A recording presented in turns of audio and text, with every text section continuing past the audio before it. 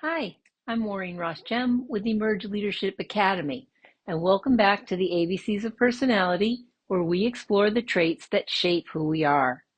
Today, we're talking about the letter Y, and the word I picked is yearning.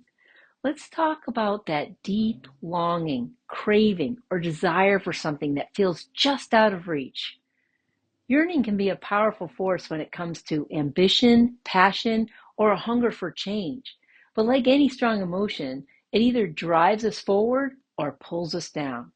If you have a deep inner yearning for something that is not good for you, it could be dangerous when we let it control us. Take addiction, for example. Whether it's alcohol, drugs, sugar, or even an unhealthy relationship, the craving, that relentless pull, can consume us. It tricks us into thinking we need something outside of ourselves to feel whole. But the truth is, the more we feed that desire, the stronger it becomes in here. I know a little about this because I've overcome several addictions in my lifetime.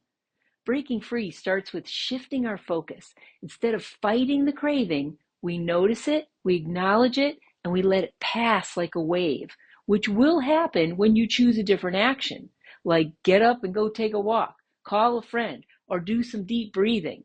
When you pause before acting on satisfying your craving, well, it can weaken the gripping of unhealthy yearning. And over time, not giving in will rewire your brain and desire something better, something that truly nourishes us.